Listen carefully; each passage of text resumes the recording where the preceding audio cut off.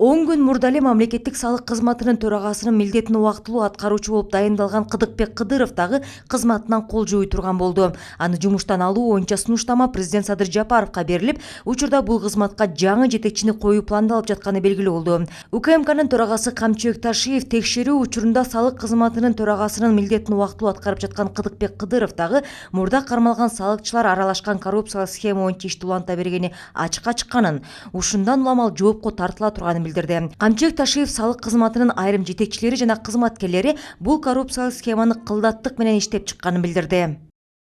Булар бул кылмышты өтө мындай бекитип, даярдап, ичким көрбөй турган кылып, ичким билбей турган кылып даярдашкан. Жана бул кылмыштын көлөмү өтө чоң суммада болгон. Мисалы, булар эмне кылган? Мына элде айтылып жүрбөйбү?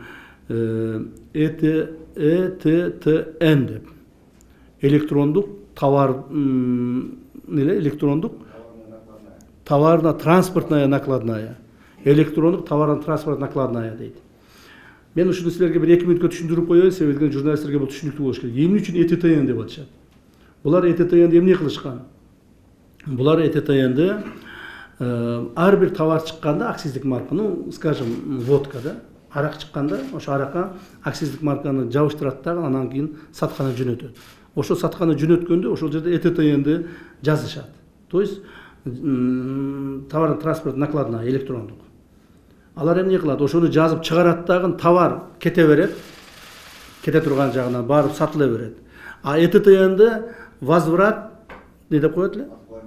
Возврат отклонен деп туруп, артка кайтарып алышат дагы, аны жок кылып жиберишет. Бирок товар кетти. Анын ордуна кийинки товар чыгарып дагы ошентип кете беришет.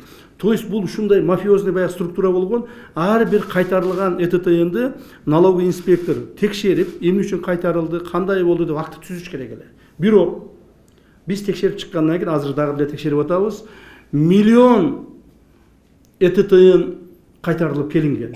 Бирок бирөөсү дагы ошол налоговый инспекторлор тарабынан текшерилген эмес. Бирөөсү дагы. Общий оборот суммы приблизительно около 500 миллиардов сом болгон. Точнее 464 миллиардов сом болгон.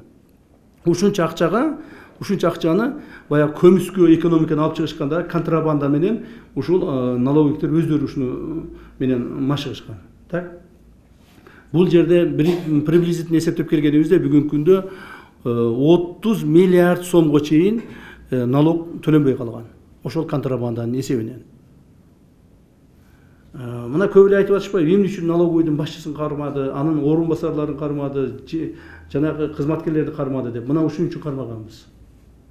Бүгүнкү күндө ушул иш дагы жүргүзүлүп атат. Мындан кийин дагы азыр текшерүү аудиттер коюлду. Бул дагы бир жолу айтайын, бул кылмыш өтө даярдалган, мындай профессионалдуу түрдө бекитилген кылмыш болгон. Буга мынчалык киришип таппаганыбызда бул дагы деле боло бермек. Анан кийин эң негизи биз эмне үчүн Адвоповду кармадык, Алтынбекти.